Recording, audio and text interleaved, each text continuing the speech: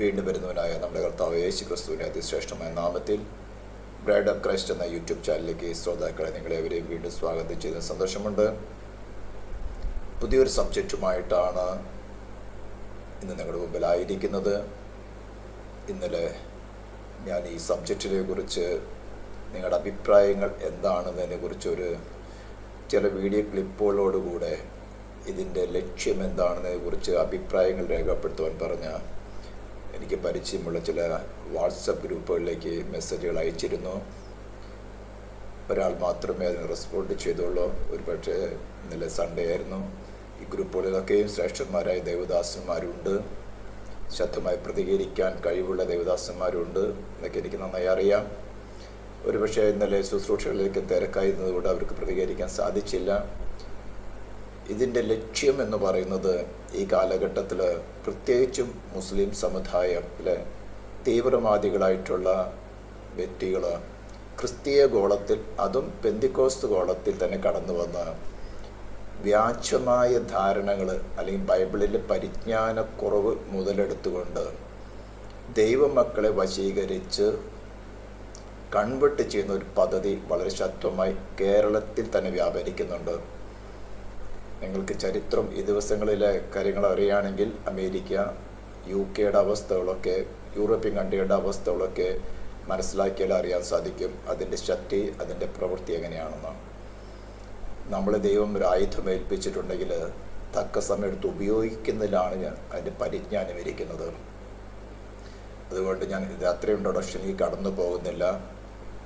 ഈ ലക്ഷ്യമെന്ന് പറയുന്നത് ദൈവമക്കളെ അല്ലെങ്കിൽ ക്രിസ്ത്യാനികളെ ഇത്തരം വ്യാജ പ്രവൃത്തികളോട് എതിർത്തു നിൽക്കുവാനും ഡിഫെൻഡ് ചെയ്യുവാനും അതേ സമയത്ത് ഈ വ്യാജ നോഷൻസുമായി ധാരണകളുമായിട്ട് കടന്നു വരുന്നവരെ അതോടെ തന്നെ തച്ചുടയ്ക്കുവാനുള്ള ആയുധങ്ങൾ കൊടുത്തുകൊണ്ട്, അതായത് ആശയങ്ങൾ മാത്രം, കയ്യൂക്കല്ല, ആശയങ്ങളെ ആശയം കൊണ്ട് എതിർത്ത് തച്ചുടയ്ക്കുവാൻ സജ്ജരാക്കി തീർക്കുക എന്നുള്ളതാണ് ഇതിൽ കൂടെ എൻ്റെ ലക്ഷ്യം. അതുകൊണ്ട് ഈ ആദ്യത്തെ ഒരു എപ്പിസോഡ് അല്പസമയം എടുക്കുമെങ്കിലും തുടർന്നുള്ള എപ്പിസോഡുകൾ ഞാൻ കഴിയാവുന്നതും ലഘൂകരിക്കാൻ നോക്കാം. എന്നാൽ ഈ സബ്ജക്റ്റ് വളരെ ഡീവിയേറ്റഡ് ആണ്. നമ്മൾ അത്രയും പരിചയമുള്ളൊരു സബ്ജക്റ്റ് അല്ല. അതുകൊണ്ട് ഇതിൻ്റെ ഹിസ്റ്റോറിക്കൽ ബാക്ക്ഗ്രൗണ്ടിലേക്ക് പോകണമെങ്കിൽ അല്പമായിട്ട് ചിന്തിക്കേണ്ട ആവശ്യതയുണ്ട്. അതുകൊണ്ട് ഞാൻ നിങ്ങളോട് വളരെ താഴ്മയോടുകൂടെ അപേക്ഷിക്കുകയാണ്. ശ്രദ്ധാപൂർവം കേൾക്കുക, മനസ്സിലാക്കാൻ ശ്രമിക്കുക. ഞാൻ പറയുന്ന അങ്ങനെ തന്നെ അംഗീകരിക്കണമെന്നില്ല. ഹിസ്റ്റോറിക്കൽ രേഖകളാണ്, നിങ്ങൾക്ക് പരിശോധിക്കാം. അതെല്ലാം പരിശോധിച്ച് നിങ്ങളെ തന്നെയും നിങ്ങളുടെ മക്കളെയും നിങ്ങളുമായിട്ടുള്ള ബന്ധപ്പെട്ടവരെയും സജ്ജരാക്കി തീർക്കുവാൻ തക്കവണ്ണം കഴിയാവുന്നത് നിങ്ങൾ ഷെയർ ചെയ്യുക. അതേപോലെ നിങ്ങൾക്ക് വരുന്ന പ്രതികരണങ്ങളെ സധൈര്യം കമൻട്രി ബോക്സിൽ കമൻറ്റ് ചെയ്യുക. ചുറ്റിൽ കൂടെ നാം ചിന്തിക്കാൻ പോകുന്നത് പ്രത്യേകിച്ചും ഇസ്ലാമിൻ്റെ അടിസ്ഥാനങ്ങൾ വസ്തുതാപരമോ are the foundations of Islam factual. അത് ഇസ്ലാമിനെ ചോദ്യം ചെയ്യുവാനല്ല, പ്രത്യേകിച്ചും നമ്മുടെ വിശ്വാസ സമൂഹത്തെ, ക്രിസ്ത്യൻ വിശ്വാസ സമൂഹത്തെ തെറ്റായ ധാരണകൾ കൊണ്ട് അറ്റാക്ക് ചെയ്യുന്നവരെ ഡിഫെൻഡ് ചെയ്ത് ചെറുത്തു നിൽക്കുവാനും അതേ സമയത്ത് അവരുടെ തെറ്റായ ധാരണകളെ തച്ചുടച്ചുകൊണ്ട് അവർ നേടുവാൻ സാധിക്കുമോ?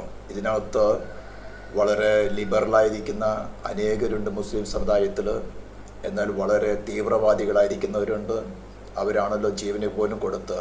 ഈ മുസ്ലിം സ്നേഹിതന്മാരൊക്കെയും വളരെ ബെനിഫിറ്റഡ് ആൾക്കാരാണ്. അവർ തെറ്റായ ഒരു ധാരണയ്ക്ക് വേണ്ടി ജീവൻ വെച്ച് കൊടുക്കുവാൻ പോലും തയ്യാറുള്ളവരാണ്. അങ്ങനെയെങ്കിൽ യഥാർത്ഥ സത്യം അവരറിഞ്ഞാൽ അവരെത്രമാത്രം ഉപകരിക്കാൻ സാധിക്കും. ഇന്ന് അറബ് കൺട്രീസിൽ അല്ലെങ്കിൽ മുസ്ലിം ഭരണങ്ങളുള്ള കൺട്രീസിലൊക്കെയും വളരെയധികം പേര്, വിദ്യാഭ്യാസമുള്ളവർ വളരെയധികം പേര് സത്യം അറിഞ്ഞുകൊണ്ട് സത്യത്തിന് വേണ്ടി നിലനിൽക്കുകയും അവരുടെ ഇടയിൽ തന്നെ സത്യത്തിന് വേണ്ടി, അതായത് ക്രിസ്തു എന്ന രക്ഷാമാർഗത്തിന് വേണ്ടി ധീരതയോടെ പ്രവർത്തിക്കുന്നവരുണ്ട്. അതുകൊണ്ട് ഞാനിതിൻ്റെ ലക്ഷ്യം ഞാൻ വെള്ളെടുത്ത് വായിക്കുകയാണ്. ആമേൻ, സ്തോത്രം. തെറ്റായ വിശ്വാസ ധാരണകളെ തടയുന്നതോടൊപ്പം ക്രിസ്ത്യൻ വിശ്വാസികളെ അവരുടെ വിശ്വാസം സംരക്ഷിക്കാൻ സജ്ജരാക്കുക എന്നതാണ് ഈ ക്രിസ്തു വീഡിയോയുടെ പരമ്പരയുടെ ലക്ഷ്യം. Mission of this series of short videos are to equip the Christian believers to defend their faith as well as to block the wrong notions of faith. ഇവിടെ അല്പമായിട്ട് നിങ്ങൾക്ക് ചില കാര്യങ്ങൾ പഠിക്കേണ്ട ആവശ്യകതയുണ്ട്. അതായത് എന്താണ് ഈ ടെക്സ്ച്വറൽ ക്രിറ്റിസിസം, എന്താണ് ഈ സോഴ്സ് ക്രിറ്റിസിസം. കൂടുതലും ഇതൊക്കെ നമ്മുടെ ഇടയിൽ വളരെയധികം പ്രചരിക്കുന്ന ഒരു കാര്യമാണ്.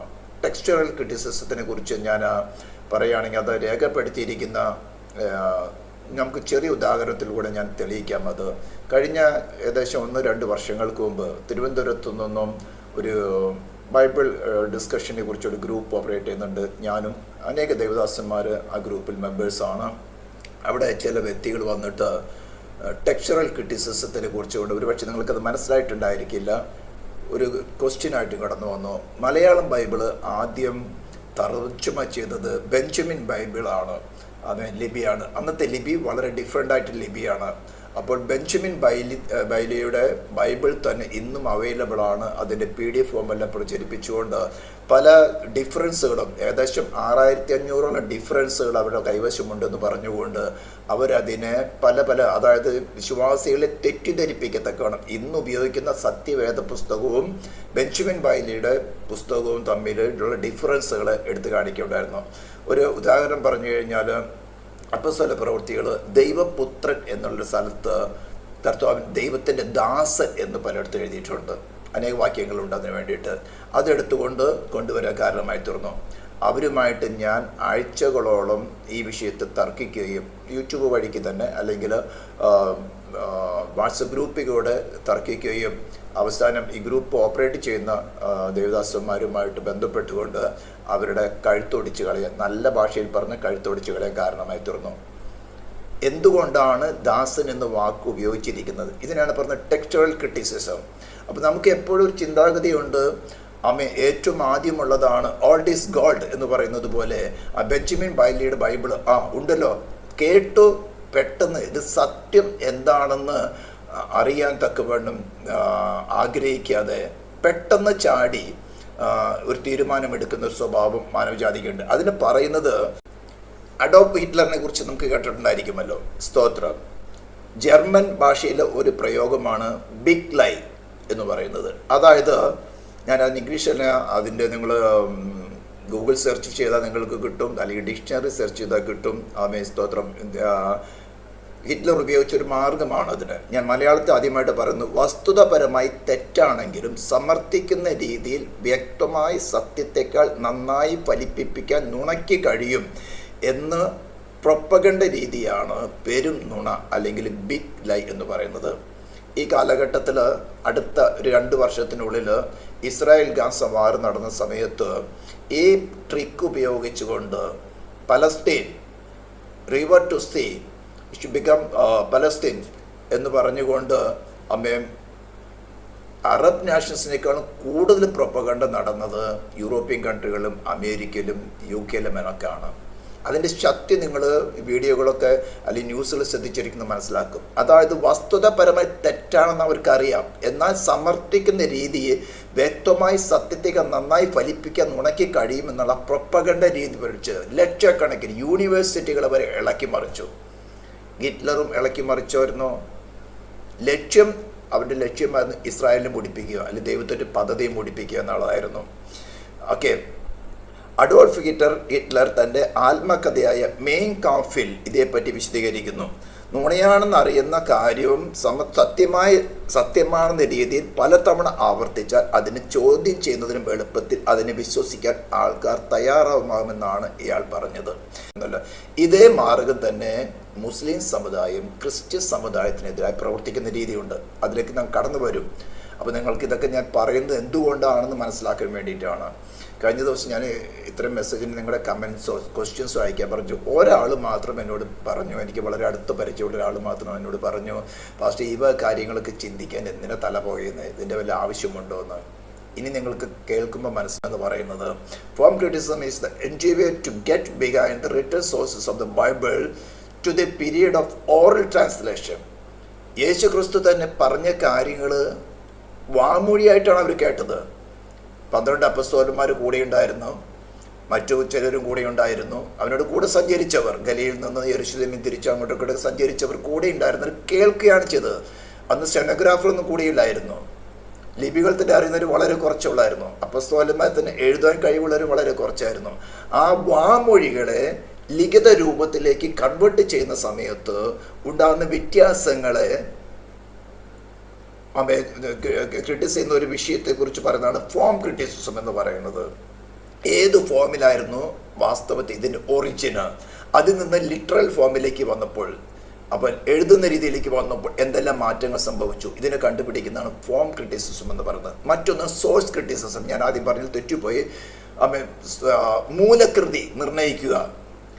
ഓക്കെ, അതിൻ്റെ സോഴ്സ് എന്താണ്, എവിടെ നിന്നാണ് ഇത് ഈ ഒരു ഇപ്പോൾ നമുക്ക് ലഭിച്ചിരിക്കുന്ന ഒരു വാർത്ത കിട്ടിയിരിക്കുന്നത്, സോഴ്സ് എന്ന്. ഫോർ എക്സാമ്പിൾ നമ്മൾ അടുത്ത് ചിന്തിക്കും, യേശു ക്രിസ്തുവിനെ ക്രൂശിച്ചു എന്നതിന് തെളിവ് എന്താണ്. അപ്പോൾ പ്രധാനപ്പെട്ട് ഇത്തരം കാര്യം ഇപ്പോഴൊന്നും അടുത്തുള്ള അത്ര സീരീസ് അല്ല. റിഡാക്ഷൻ ക്രിറ്റിസിസം എന്ന് പറയുന്നത് ഒരേ അഭിപ്രായത്തിലോ ഒന്നിലധികം സ്രോതസ്സുകളെ, അതായത് പല ലേഖനങ്ങളെ, നമ്മൾ ബൈബിളിൽ നിന്ന് നമ്മുടെ കയ്യിലുള്ള ലേഖനങ്ങൾ, സുവിശേഷങ്ങൾ, പുതിയ നിയമത്തിൽ അനേക എഴുത്തുകാരുണ്ടായിരുന്നു.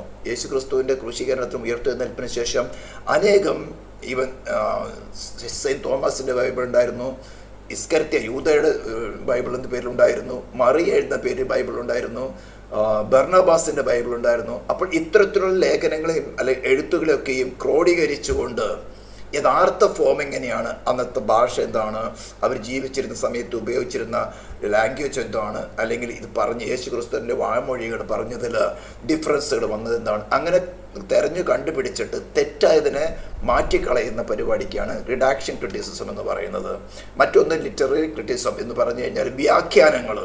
ഇന്ന് നിങ്ങൾക്ക് അനേക വ്യാഖ്യാനങ്ങൾ കേൾക്കാം. ഓരോ മതത്തിനും, ക്രിസ്തീയ സമൂഹത്തിലുള്ള ഓരോ മതത്തിനും ഡിഫറെൻറ്റ് വ്യാഖ്യാനങ്ങളുണ്ട്. ഇതിനെയെല്ലാം ആത്മാവിൽ മനസ്സിലാക്കിയെടുത്തുകൊണ്ട് ചെയ്യുന്ന കാര്യങ്ങളാണ് ഈ ലിറ്ററൽ ക്രിറ്റിസിസം എന്ന് പറയുന്നത്. ഇന്ന് ആത്മാവ് പറഞ്ഞുകൊണ്ട് തെറ്റിക്കുന്ന അനേക വിഷയങ്ങളുണ്ട്. അപ്പം ഞാൻ ഇതെല്ലാം പറഞ്ഞത് ഇതേ കാര്യങ്ങളെ വ്യാജമായ രീതിയിൽ ഈ ക്രിറ്റിസിസം ഉപായ മാർഗങ്ങൾ ഉപയോഗിച്ചുകൊണ്ട്, നിങ്ങളോട് പിക്ചർ കാണുന്നുണ്ടല്ലോ, ബൈബിളിൻ്റെ സൈഡിൽ തന്നെ സ്റ്റിക്കറുകൾ ഒട്ടിച്ചുകൊണ്ട് അവരെ ഇങ്ങനെ ട്യൂൺ ചെയ്ത് വിടുകയാണ് ചെയ്തത്. ക്രിസ്തീയ സമൂഹത്തിലേക്ക് കടന്നു നിന്ന് ഇന്ന ക്വസ്റ്റ്യൻസ് ചോദിക്കുക. ഇന്ന ക്വസ്റ്റ്യൻസ് ചോദിക്കുമ്പോൾ അവർക്ക് പ്രോപ്പറായിട്ടുള്ള ആൻസർ ഇല്ലെങ്കിൽ അതിന് ജസ്റ്റ് ഓപ്പോസിറ്റായിട്ട് ഖുറാനിൽ എന്ത് പറഞ്ഞിരിക്കുന്നു എന്ന് പറഞ്ഞുകൊണ്ട് അവരെ തെറ്റിപ്പിക്കുക. ഇങ്ങനെ ട്രെയിൻ ചെയ്ത് നല്ല വിദഗ്ധന്മാരായക്കാരെയാണ് നമ്മുടെ സ്കൂളുകളിൽ, കോളേജുകളിൽ, പൊതുസമുദായത്തിൽ അയക്കുന്നത്. ഇവിടെയാണ് നമുക്ക് ഉണരേണ്ട ആവശ്യം. ഒരു പഴഞ്ചൊല്ലുണ്ട്, പൂച്ചയെ കണ്ട് മാളത്തിലൊളിച്ചിരിക്കുന്ന എലിയെന്ന്. ഇന്ന് അതിന് നേരെ തിരിച്ചാണ് ഞാൻ പറയാൻ ആഗ്രഹിക്കുന്നത്. എലിയെ കണ്ട് മാളത്തിലൊളിച്ചിരിക്കുന്ന പൂച്ചയെ പോലെയുള്ള ദൈവദാസന്മാരെന്ന് പറയുന്നവരുണ്ട്. തമ്മിൽ ക്രിട്ടിസൈസ് ചെയ്യാൻ, തമ്മിൽ വാളെടുക്കാനും വലിയ വീരന്മാരാ. നമ്മുടെ കുഞ്ഞുങ്ങളെ തട്ടിക്കൊണ്ടുപോയി ഒരു ധാരണ, വെറും ഒരു നോഷൻ, തെറ്റായ ഒരു ധാരണയ്ക്ക് കൺവേർട്ട് ചെയ്ത് ലവ് ജിഹാദ് എന്ന് പറഞ്ഞുകൊണ്ട് അനേകരെയാണ് മുസ്ലിം സമുദായത്തിലേക്ക് ചേർക്കുന്നത്. ലജ്ജ തോന്നണം. തമ്മിൽ ക്രിട്ടിസൈസ് ചെയ്യാൻ വാളെടുക്കുന്ന നാവുകളെ നിങ്ങളെ ഇത്തരം കാര്യങ്ങളിൽ നിന്ന് നമ്മുടെ കുഞ്ഞുങ്ങളെ രക്ഷിക്കാൻ സജ്ജരാക്കുന്ന ലക്ഷ്യത്തോടു കൂടിയാണ് ഞാൻ ഈ ഒരു പദ്ധതി ഏറ്റെടുത്തിരിക്കുന്നത്. റിസ്ക് ഉണ്ടെന്ന് എനിക്കെന്നറിയാം. നമ്മുടെ കർത്താവ് രാജാതി രാജാവിനോട് കൂടെ രാജാക്കന്മാരായിട്ടാണ് നമ്മളെ തിരഞ്ഞെടുത്തിരിക്കുന്നത്, വിലയ്ക്ക് വാങ്ങിയിരിക്കുന്നത്.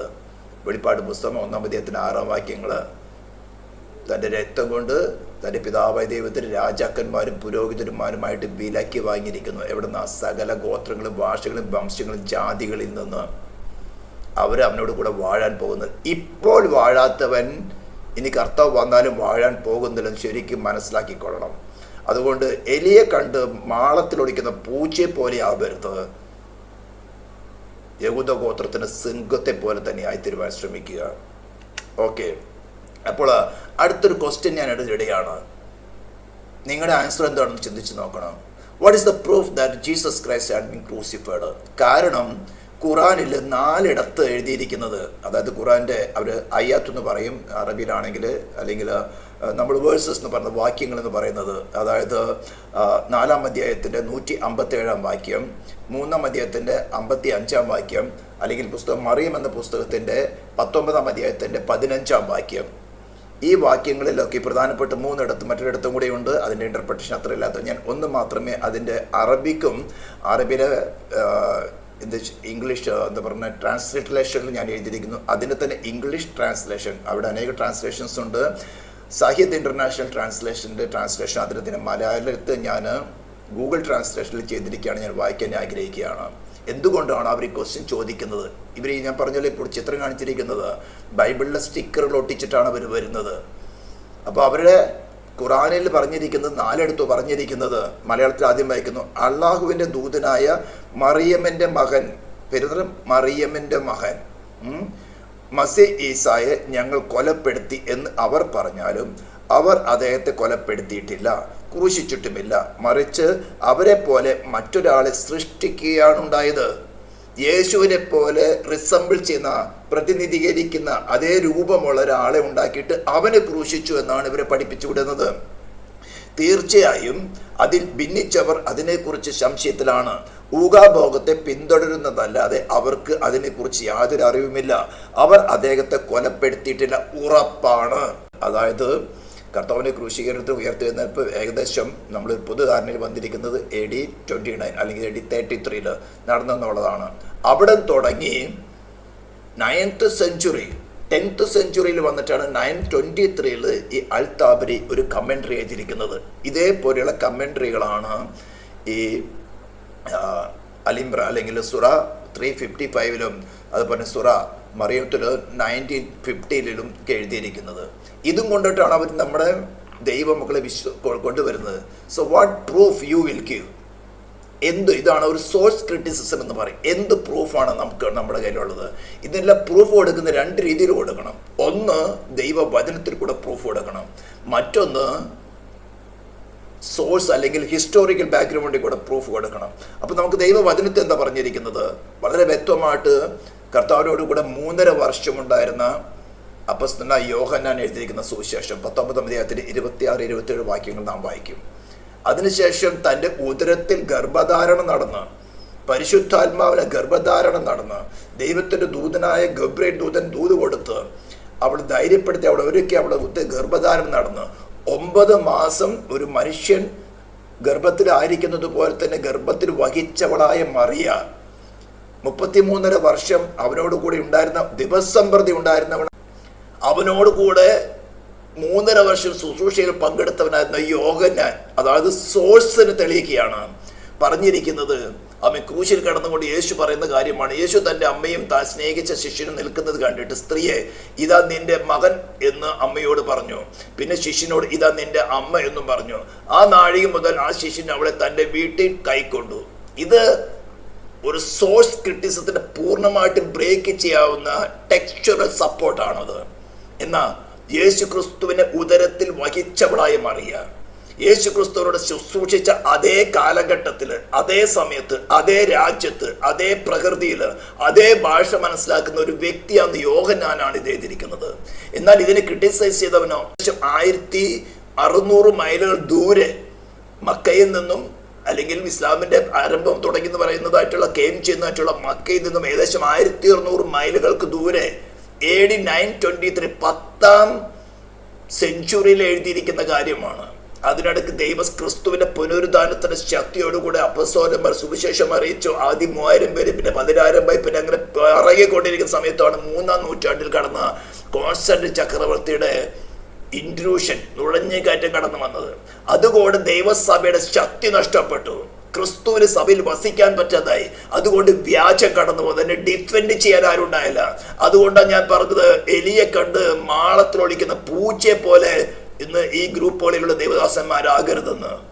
യഹൂദ ഗോത്രത്തിൽ സിംഹത്തിനെ പോലെ വായ തുറന്ന് അലറാൻ ധൈര്യപ്പെടണം. നിന്റെ കുഞ്ഞുങ്ങളെ തന്നെയാണ് ഇത്. നിങ്ങളുടെ മക്കളോട് വന്നൊരാൾ ചോദിച്ചാൽ നിങ്ങളുടെ മക്കള് ഇതിന് ആൻസർ പറയാൻ സജ്ജരാകും. നമുക്ക് കടന്നു വരാം. അപ്പോൾ ഇത് നാം ഒന്ന് ടെക്സ്ചറൽ രീതിയിൽ പ്രൂവ് ചെയ്തു. മറ്റൊന്ന് ഹിസ്റ്റോറിയൻസ്, താഴെ നിങ്ങൾക്ക് സ്ക്രീനിൽ കാണാൻ സാധിക്കും. സ്തോത്രം, തലോസ് ഗ്രീക്ക് പണ്ഡിതനാണ്, ഹിസ്റ്റോറിയനാണ്. സമരറ്റിൻ എന്ന പുസ്തകത്തിൽ, ഹിസ്റ്റോറിക്കൽ ബുക്കിൽ AD 52, അതായത് കർത്താവിന്റെ ക്രൂശീകരണത്തിന് ശേഷം 22 വർഷങ്ങൾക്ക് അല്ലെങ്കിൽ 20 വർഷങ്ങൾക്ക് ശേഷം എഴുതപ്പെട്ട ഒരു ഹിസ്റ്റോറിയൻ.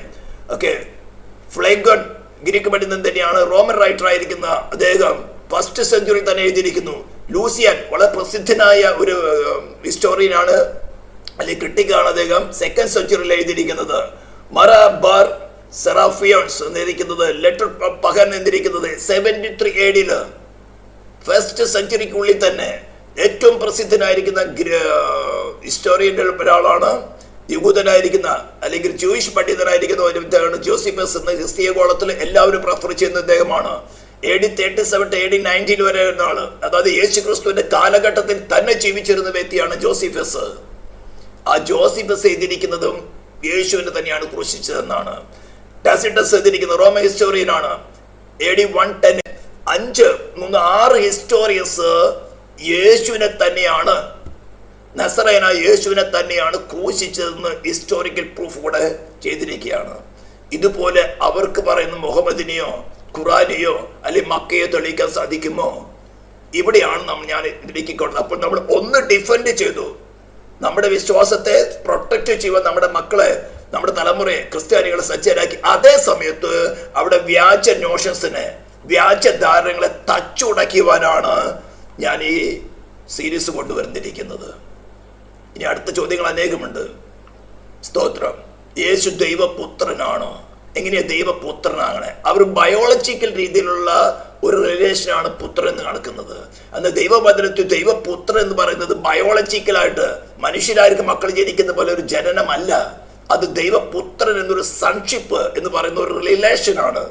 വിശ്വാസികളായി ക്രിസ്തുവിനെ പോലെ അതേ പക്വത പ്രാപിക്കുന്ന ഏവരെയും തന്നെ വെളിപ്പാട് പുസ്തകത്തിൽ പറഞ്ഞിരിക്കുന്ന മഹൻ, അല്ലെങ്കിൽ ഗ്രീക്കിൽ പറഞ്ഞിരിക്കുന്ന ഹുയോസ് എന്ന വാക്ക് ഉപയോഗിച്ചിരിക്കുന്നത്.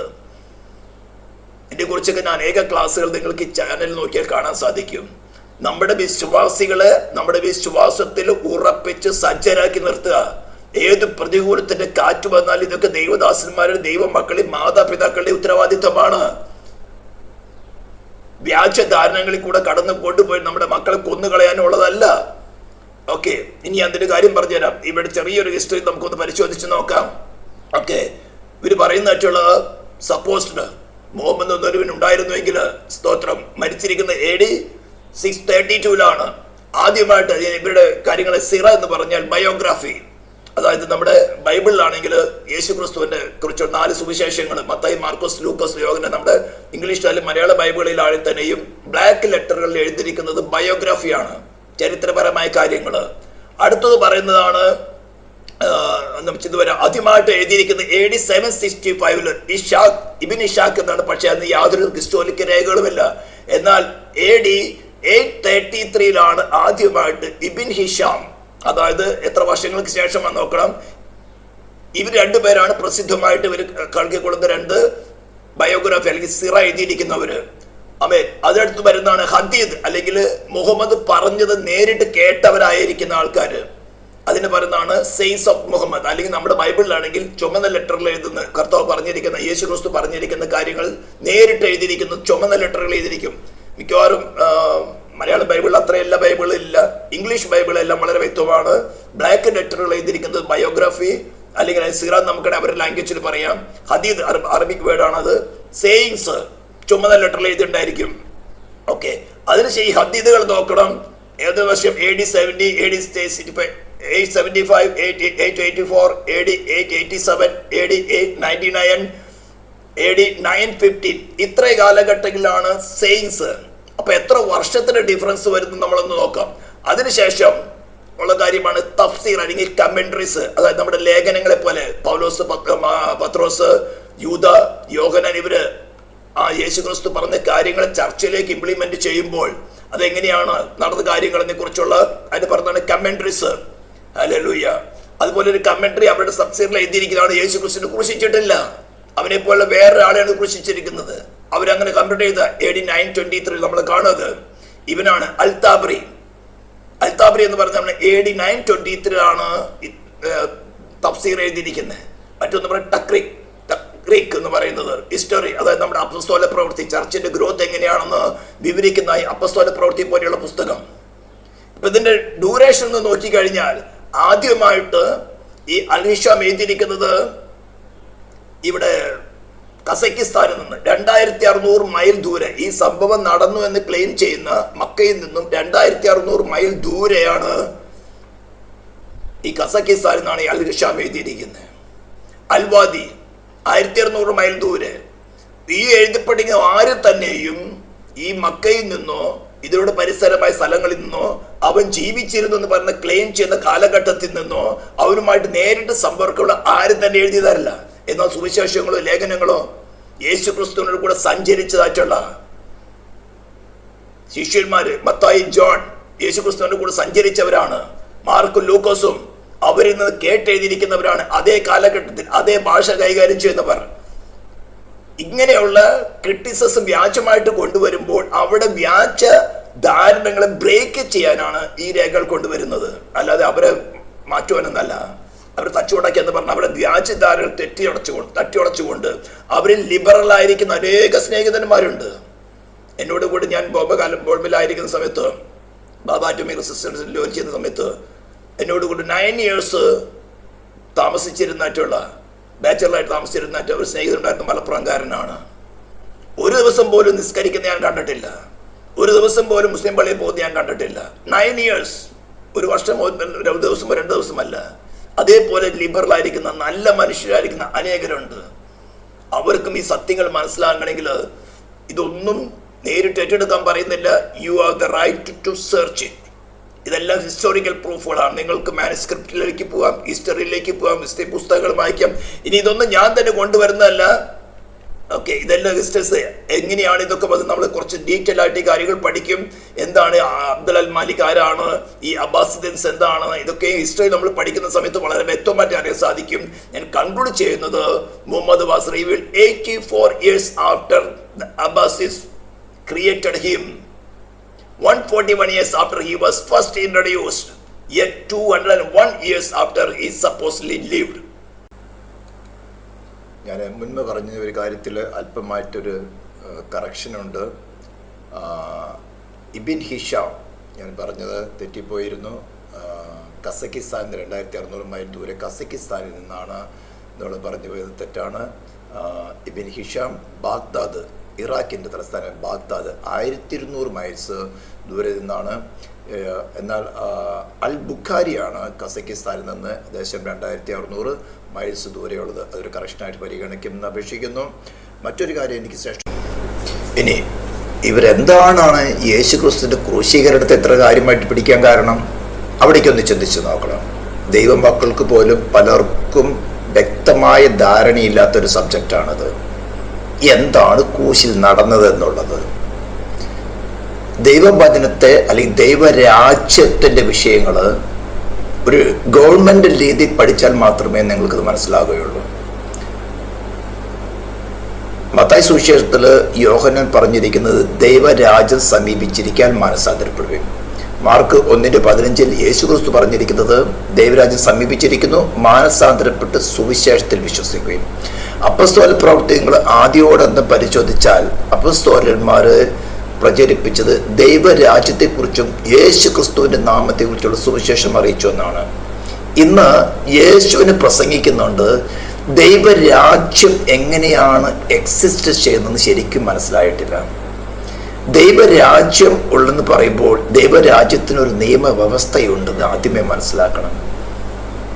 സങ്കീർത്തനങ്ങൾ 89:34 വാക്യത്തിൽ പറഞ്ഞിരിക്കുന്നു, ഞാൻ എൻ്റെ നിയമത്തിന് ഭേദഗതി വരുത്തുകയില്ല. ദൈവം നിത്യനായിരിക്കുന്നു, അനന്യനായിരിക്കുന്നു.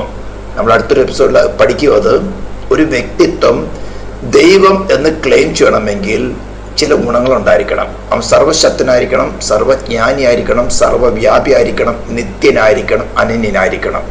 ഈ 5 സദ്ഗുണങ്ങളിൽ നിന്ന് ഏതെങ്കിലും ഒരു സദ്ഗുണം അല്പം പോലും മാറിയാൽ പിന്നെ അവൻ ദൈവമല്ല. ഇത് ശരിക്കും മനസ്സിലാക്കണം. അപ്പോൾ താൻ തൻ്റെ നിയമവ്യവസ്ഥയ്ക്ക് ഭേദഗതി വരുത്തിയില്ലെന്ന് പറഞ്ഞാൽ പാപം ചെയ്യുന്ന ദേഹി മരിക്കണമെന്നുള്ളത് ദൈവവ്യവസ്ഥയാണ്.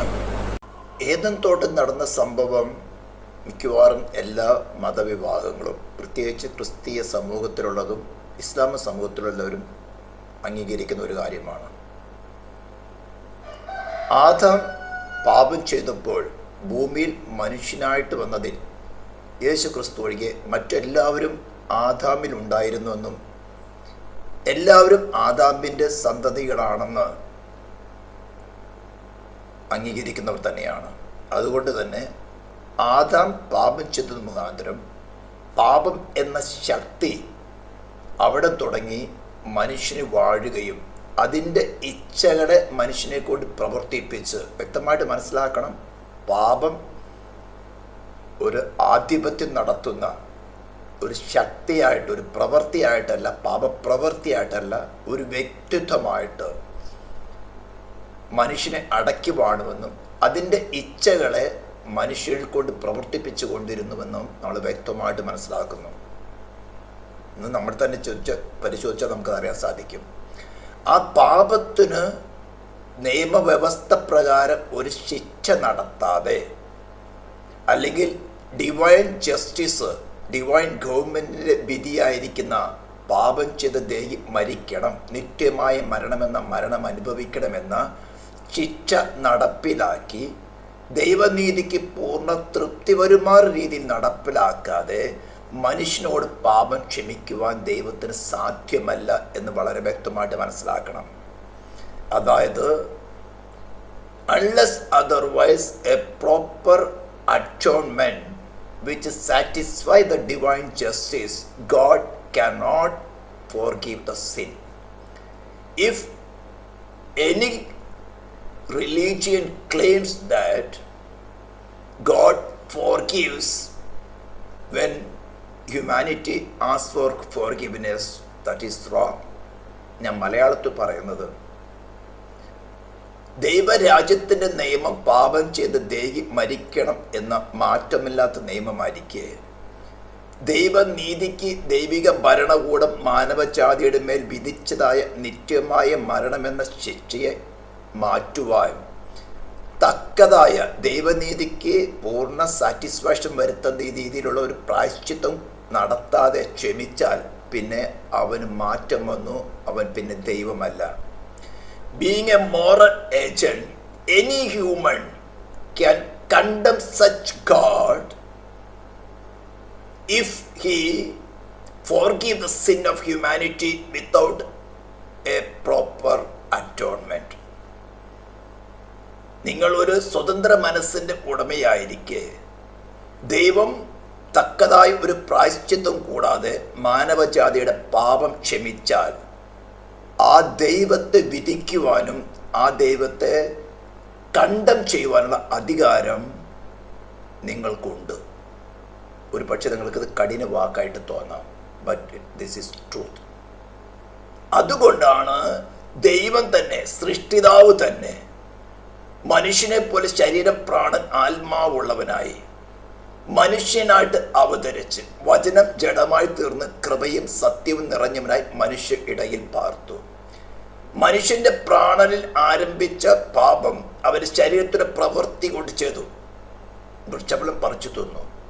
അപ്പോൾ അവന്റെ ശരീരം, പ്രാണൻ, ആത്മാവ്, ഈ 3 ഘടകങ്ങളും ശിക്ഷ അനുഭവിക്കേണ്ടതാണ്. അതുകൊണ്ട് തന്നെയാണ് അദൃശ്യനായ ദൈവം ദൃശ്യമായ മനുഷ്യരൂപം അല്ലെങ്കിൽ വചനം ജഡമായി തീർന്ന് കൃപയും സത്യവും നിറഞ്ഞവനായി മനുഷ്യരിടയിൽ പാർത്തു എന്ന് പറയുമ്പോൾ ശരീരം, പ്രാണൻ, ആത്മാവുള്ളവനായി ഈ ഭൂമിയിൽ അവതരിക്കുകയും 33 തിരുവയസ്സുകൾ ഈ ഭൂമിയിൽ മനുഷ്യനായിട്ട് ജീവിക്കുകയും ന്യായ പ്രമാണത്തിന് കീഴിൽ ജീവിക്കുകയും താൻ ദൈവവും പൂർണ്ണ പൂർണ്ണ മനുഷ്യനുമായിരിക്കെ തൻ്റെ നിലനിൽപ്പിന് തന്നെ ഡിവൈൻ ലോ പൂർണ്ണമായി അനുസരിക്കേണ്ട ആവശ്യതയുള്ള സ്ഥാനത്ത് അനുസരിക്കുകയും അവൻ തികവുള്ള ഒരു പെസഹ കുഞ്ഞാടായിട്ട് വെളിപ്പെടുകയും ദൈവത്തിന് യോഗ്യമായ രീതിയിൽ, പ്രസാദകരമായ രീതിയിൽ ഒരു പാപയാഗമായി തീർന്നു, ഒരു പ്രായശ്ചിത്തമായി തീർന്നു.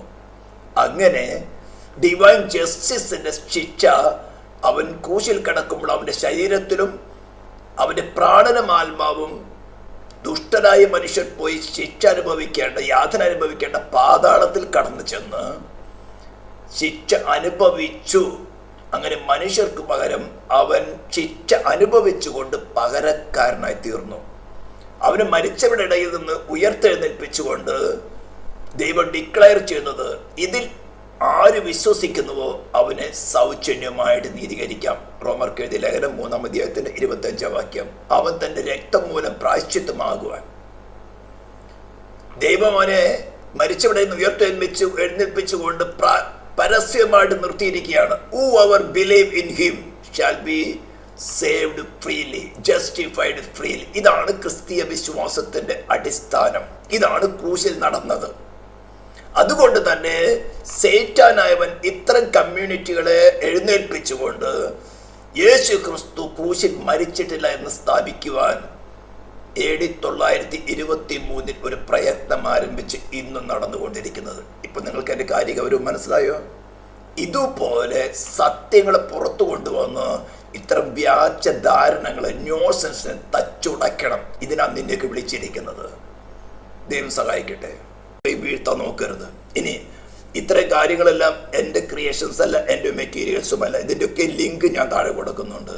ഫസ്റ്റ് കാണുന്നത് ഡോക്ടർ ജയ്സ്മിത്ത്, ഇന്ത്യയിൽ ജനിച്ചു വളർന്ന, UP ഉത്തർപ്രദേശിൽ ജനിച്ചു വളർന്ന ഒരു ദേവദാസനാണ്. മുസ്ലിമുകളുടെ സ്കൂളുകളിൽ, കോളേജിൽ പഠിച്ച് ഹൈസ്കൂൾ കഴിഞ്ഞതിന് ശേഷം അമേരിക്കയ്ക്ക് മൈഗ്രേറ്റ് ചെയ്ത് അവിടെ ബൈബിൾ കോളേജിൽ പഠിച്ച് അദ്ദേഹത്തിൻ്റെ ഫാദറും ഗ്രാൻഡ് ഫാദറും ഇവാഞ്ചലിസ്റ്റുകളായിരുന്നു. അങ്ങനെ അദ്ദേഹം ഈ സബ്ജക്റ്റിൽ, ഇസ്ലാമിക് ഹിസ്റ്ററി സബ്ജക്റ്റിൽ ഡോക്ടറേറ്റ് എടുത്ത വ്യക്തിയാണ്. അനേക ഡിബേറ്റ്സ് നിങ്ങൾക്ക് ഞാൻ താഴെ കുറേ യൂട്യൂബ് ചാനൽ ലിങ്കുകൾ കൊടുക്കുന്നുണ്ട്. അദ്ദേഹം വളരെ ഡീറ്റെയിൽ ആയിട്ട് ഹിസ്റ്റോറിക്കൽ കാര്യങ്ങൾ പഠിച്ച് പറയുന്നതാണ്. നിങ്ങൾക്ക് വേണമെങ്കിൽ അതിൽ കമൻറ്റ് ക്വസ്റ്റ്യൻസ് ചോദിക്കാം. അദ്ദേഹം കമൻറ്റ് ചെയ്യുന്നുണ്ട്. അടുത്തുണ്ട് ഡോക്ടർ ഡാൻ ഗിബ്സൺ. അദ്ദേഹത്തിൻ്റെ ഫാദറും അദ്ദേഹത്തിൻ്റെ ഗ്രാൻഡ് ഫാദറും അദ്ദേഹം ആർക്കിയോളജിസ്റ്റുകളാണ്, ഇപ്പോൾ ജീവിച്ചിരിക്കുന്നു. അദ്ദേഹം പെട്ര എന്ന സ്ഥലത്ത് മാത്രം, ഈ ഇസ്ലാമിക് ഹിസ്റ്ററിയുടെ എല്ലാ സ്ഥലങ്ങളും പെട്ര എന്ന സ്ഥലത്ത് മാത്രം 50 പ്രാവശ്യങ്ങൾ പേഴ്സണലായിട്ട് പോയി ഈ ഹിസ്റ്റോറിക്കൽ കാര്യങ്ങളെല്ലാം എന്താണെന്ന് കണ്ടുപിടിച്ച് രേഖപ്പെടുത്തിയിരിക്കുന്നത്. അദ്ദേഹത്തിൻ്റെ ഒരു വീഡിയോ ഉണ്ട്, അതിൻ്റെ ലിങ്ക് ഞാൻ താഴെ കൊടുക്കുന്നുണ്ട്. അടുത്തൊന്നാണ് അൽഫാദിയഫ്, സിറ ഇന്റർനാഷണൽ, അമേരിക്കയിൽ നിന്ന് പ്രവർത്തിക്കുന്നതാണ്. സൗദിയിലെ ജഡ എന്ന സ്ഥലത്ത് ഒരു ജിഗാദിസ്റ്റായിട്ട് ആയിരുന്ന സ്ഥലത്താണ് അദ്ദേഹം ഇംഗ്ലീഷ് പഠിക്കാൻ വേണ്ടി അമേരിക്ക പോകുന്നത്. അവിടെ വെച്ച് ദൈവം ഇടപെടുകയും നീ എൻ്റെ പുത്രനെ അംഗീകരിക്കാതിരിക്കുന്ന എന്തുകൊണ്ടെന്ന് ഒരു ചോദ്യം ചോദിച്ചതിൻ്റെ മുമ്പിൽ വിറച്ചു പോയിക്കൊണ്ട് മുട്ടടിച്ച് ഇനിയുള്ള ആയുസ് മുഴുവൻ ഞാൻ മുസ്ലിമുകളുടെ ഇടയിൽ തന്നെ, എൻ്റെ സ്നേഹിതന്മാർ, എൻ്റെ ജനത്തിനിടയിൽ തന്നെ ഞാൻ കർത്താവ് യേശു ക്രിസ്തു സാക്ഷീകരിക്കുന്നു പറഞ്ഞുകൊണ്ടാണ് അദ്ദേഹം അതേ യൂണിഫോം തന്നെ ഇട്ട്, സൗദിയുടെ ഡ്രസ്സ് തന്നെ ഇട്ടുകൊണ്ടാണ് ഇന്ന് വളരെ ശക്തമായി സധൈര്യം പ്രവർത്തിക്കുന്നത്. ഞാൻ പറഞ്ഞ എലിയെ കണ്ട് മാളത്ത് ഒളിക്കുന്ന പൂച്ചയെ പോലെ ആയിരുന്നു പറഞ്ഞതുകൊണ്ടാണ്. പ്രസിദ്ധരായ 2 ഹിസ്റ്റോറിയൻസ് ആണ് ഇതിൻ്റെ ഹിസ്റ്ററീസ് ഒക്കെ കൊണ്ടുവന്ന്. അവർ ചെറിയ പേര് മാത്രമേ ഞാൻ എടുത്തിട്ടുള്ളൂ. അതിൽ ജർമ്മൻ ഹിസ്റ്റോറിയനായിരിക്കുന്നത്, തിയോളജിയൻ ഫിലോളജിസ്റ്റ്, അറബിസ്റ്റ് ആയിരിക്കുന്നത് ഗുണ്ടർ ലുങ്ലിംഗ് എന്ന് പറഞ്ഞവൻ.